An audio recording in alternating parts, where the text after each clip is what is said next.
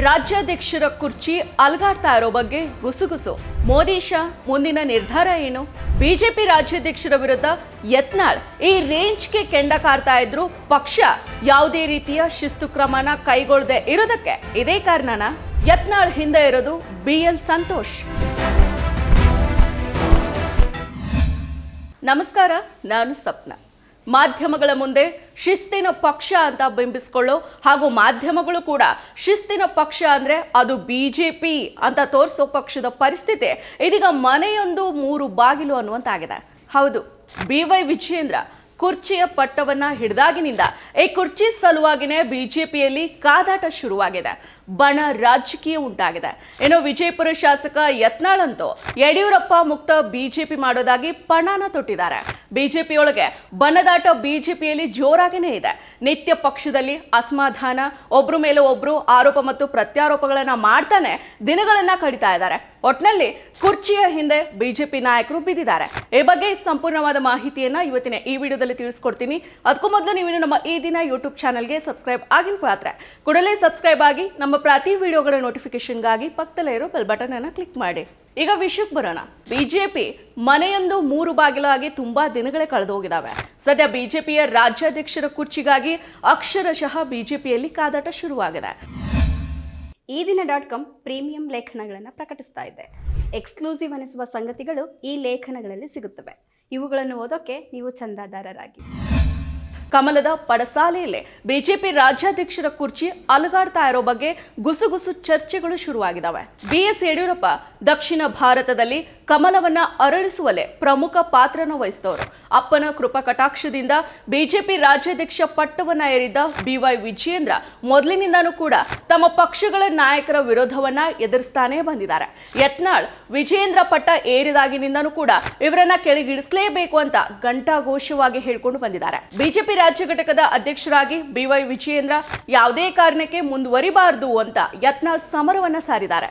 ಯತ್ನಾಳ್ ಬಣದ ಸದಸ್ಯರು ದೆಹಲಿಯಲ್ಲಿ ಠಿಕಾಣಿಯನ್ನ ಹೂಡಿ ಪಕ್ಷದ ವರಿಷ್ಠರ ಮೇಲೆ ಒತ್ತಡ ಹೇರೋ ತಂತ್ರವನ್ನ ಆರಂಭ ಮಾಡಿದ್ದಾರೆ. ವಿಜಯೇಂದ್ರ ಅವರನ್ನ ಕೆಳಗಿಳಿಸೋ ಪ್ರಯತ್ನದಲ್ಲಿ ಯತ್ನಾಳ್ ಅವರ ಜೊತೆಗೆ ರಮೇಶ್ ಜಾರಕಿಹೊಳಿ, ಮಾಜಿ ಸಚಿವ ಕುಮಾರ್ ಬಂಗಾರಪ್ಪ, ಮಾಜಿ ಸಚಿವ ಶ್ರೀಮಂತ್ ಪಾಟೀಲ್ ಮತ್ತು NR ಸಂತೋಷ್ ಅವರು ಇದ್ದಾರೆ.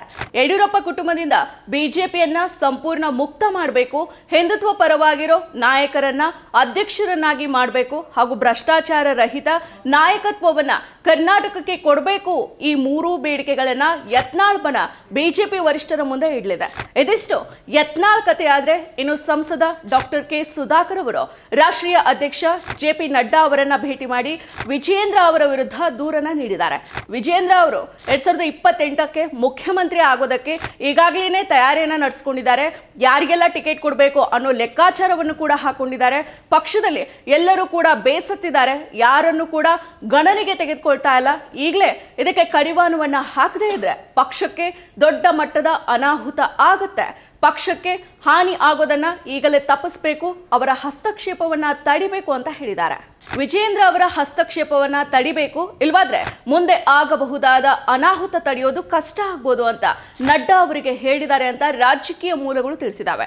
ಮುಖ್ಯಮಂತ್ರಿ, ವಿರೋಧ ಪಕ್ಷದ ನಾಯಕರಾಗಿ ಹಾಗೂ ನಿಷ್ಠಾವಂತ ಕಾರ್ಯಕರ್ತರಾಗಿ ರಾಜ್ಯದಲ್ಲಿ ಬಿಜೆಪಿಯ ಮೇಲೆ ಸಂಪೂರ್ಣ ಹಿಡಿತವನ್ನ ಸಾಧಿಸಿದ್ದ BS ಯಡಿಯೂರಪ್ಪ ಅವರ ಮಾತಿಗೆ ಮಣಿದು ಬಿಜೆಪಿ ಹೈಕಮಾಂಡ್ BS ಯಡಿಯೂರಪ್ಪ ಅವರ ಪುತ್ರ ಹಾಗೂ ಶಾಸಕ BY ವಿಜಯೇಂದ್ರ ಅವರಿಗೆ ರಾಜ್ಯಾಧ್ಯಕ್ಷ ಪಟ್ಟವನ್ನ ನೀಡಿತು. ಬಿಜೆಪಿ ಹೈಕಮಾಂಡ್ ತೆಗೆದುಕೊಂಡ ಈ ನಿರ್ಧಾರಕ್ಕೆ ಯಡಿಯೂರಪ್ಪ ಅವರ ವಿರೋಧಿ ಬಣ ತೀವ್ರವಾಗಿ ವಿರೋಧ ಮಾಡಿತು. ಇದೀಗ BY ವಿಜಯೇಂದ್ರ ಅವರು ರಾಜ್ಯಾಧ್ಯಕ್ಷ ಸ್ಥಾನವನ್ನ ವಹಿಸಿಕೊಂಡು ಬರೋಬ್ಬರಿ 1 ವರ್ಷದ ಬಳಿಕ ಯತ್ನಾಳ್ ಟೀಮ್ ಬಹಿರಂಗವಾಗಿಯೇ ಅಸಮಾಧಾನವನ್ನ ಹೊರಹಾಕಿದೆ. ರಾಜ್ಯಾಧ್ಯಕ್ಷ ಸ್ಥಾನಕ್ಕೆ ಮರು ಆಯ್ಕೆ ಬಗ್ಗೆ ಪಕ್ಷದೊಳಗಿನ ಭಿನ್ನಮತೀಯ ನಾಯಕರಿಂದ ಆಗ್ರಹಗಳು ಜೋರಾಗಿದ್ದಾವೆ. ಇನ್ನು BL ಸಂತೋಷ್ ಅವರಿಗೆ ಮೊದಲಿನಿಂದನೂ ಸಹ BS ಯಡಿಯೂರಪ್ಪ ಅವರ ಮೇಲೆ ಅಸಮಾಧಾನ ಇದೆ. ಸಂತೋಷ್ ಅವರ ಬದುಕಿನ ಏಕೈಕ ಗುರಿ ಯಡಿಯೂರಪ್ಪ ಅವರ ದೈತ್ಯ ನಾಯಕತ್ವವನ್ನ ಕೊನೆಗಾಣಿಸಿ ಆ ಜಾಗದಲ್ಲಿ ಯಾವುದೇ ಜಾತಿ ಪ್ರಾಬಲ್ಯ ಇಲ್ಲದ ಸಂಪೂರ್ಣ ಸಂಘದ ಹಿಡಿತದಲ್ಲಿರೋ ಹೊಸ ನಾಯಕತ್ವವನ್ನ ಸ್ಥಾಪನೆ ಮಾಡಲಾಗಿತ್ತು.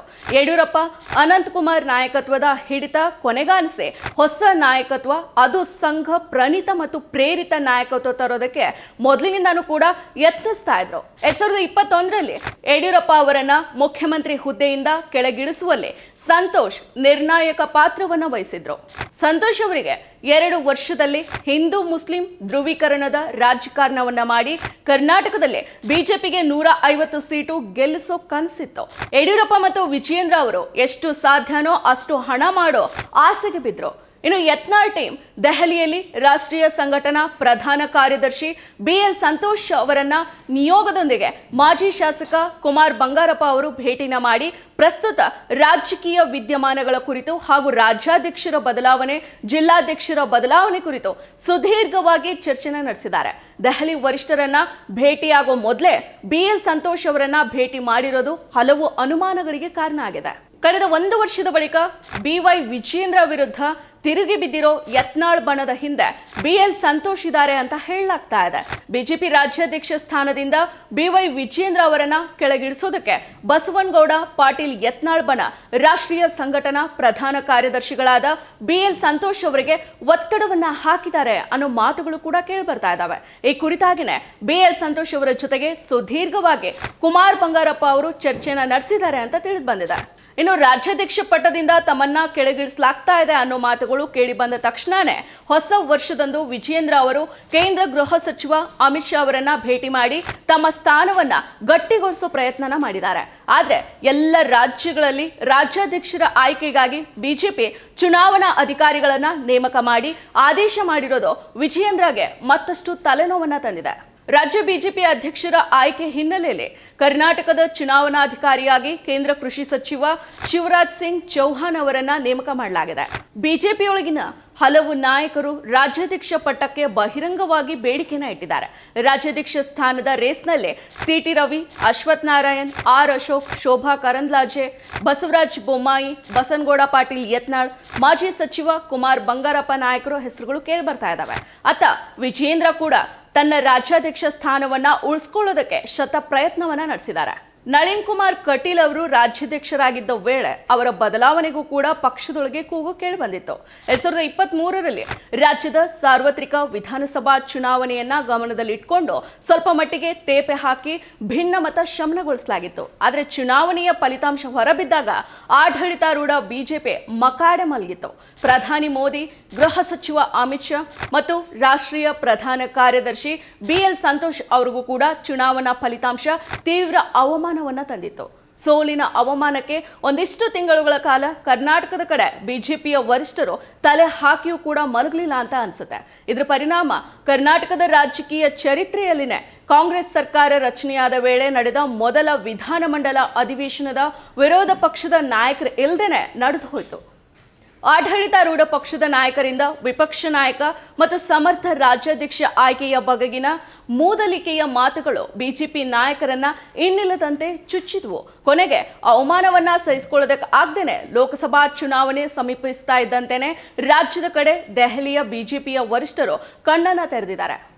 ಲೋಕಸಭಾ ಚುನಾವಣೆಯನ್ನ ಗಮನದಲ್ಲಿಟ್ಕೊಂಡು ಪ್ರಬಲ ಲಿಂಗಾಯತ ಸಮುದಾಯ BS ಯಡಿಯೂರಪ್ಪ ಅವರ ಬೆನ್ನಿಗಿರೋದನ್ನ ಅರ್ಥ ಮಾಡಿಕೊಂಡ ಬಿಜೆಪಿಯ ವರಿಷ್ಠರು BSY ಆಗ್ರಹಕ್ಕೆ ದುಸ್ರಾ ಮಾತಾಡ್ದೇನೆ ಪುತ್ರ ವಿಜಯೇಂದ್ರನಿಗೆ ರಾಜ್ಯಾಧ್ಯಕ್ಷ ಪಟ್ಟವನ್ನ ನೀಡಿದ್ರು. ಹಾಗೇನೆ ರಾಜ್ಯದ ಮತ್ತೊಂದು ಪ್ರಬಲ ಒಕ್ಕಲಿಗ ಸಮುದಾಯಕ್ಕೆ ನ್ಯಾಯವನ್ನ ಒದಗಿಸೋ ಪ್ರಯತ್ನವಾಗಿ R ಅಶೋಕ್ಗೆ ವಿಧಾನಸಭೆಯ ಪ್ರತಿಪಕ್ಷ ಸ್ಥಾನವನ್ನ ನೀಡಲಾಯಿತು.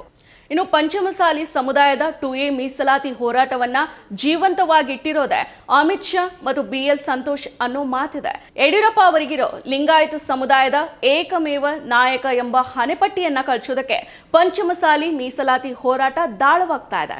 ಹೀಗಾಗಿನೇ ಬಸನಗೌಡ ಪಾಟೀಲ್ ಯತ್ನಾಳ್ ಹೋರಾಟದ ಮುಂಚೂಣಿಯಲ್ಲಿದ್ದಾರೆ. ಪಂಚಮಸಾಲಿ ಸಮುದಾಯ ಯಡಿಯೂರಪ್ಪ ಅವರನ್ನ ಒಪ್ಪಿಕೊಳ್ಳಲ್ಲ ಅನ್ನೋ ನರೇಶನ್ ಯತ್ನಾಳ್ ಮೂಲಕ ಕಟ್ಲಾಗ್ತಾ ಇದೆ. ಯಡಿಯೂರಪ್ಪ ವಿರುದ್ಧ ಪರ್ಯಾಯ ನಾಯಕತ್ವವನ್ನ ಕಟ್ತಾ ಇರೋ BL ಸಂತೋಷ್ ಟೀಮ್ ಮತ್ತು ಅವರ ಸದಸ್ಯರು ಬಸನಗೌಡ ಪಾಟೀಲ್ ಯತ್ನಾಳ್ ಅವರ ಹಿಂದಿದ್ದಾರೆ. ಹೀಗಾಗಿನೇ ವಿಜಯೇಂದ್ರ ವಿರುದ್ಧ ಯತ್ನಾಳ್ ಎಷ್ಟೇ ನಾಲಿಗೆನ ಹರಿಬಿಟ್ರೂ ಕೂಡ ಶಿಸ್ತಿನ ಪಕ್ಷದಲ್ಲಿ ಅವರ ವಿರುದ್ಧ ಯಾವುದೇ ರೀತಿಯ ಶಿಸ್ತು ಕ್ರಮ ಜರುಗಲೇ ಇಲ್ಲ. ಈ ಗದ್ದುಗೆ ಗುದ್ದಾಟ ಗುಪ್ತವಾಗಿ ನಡೀತಾ ಇದೆ.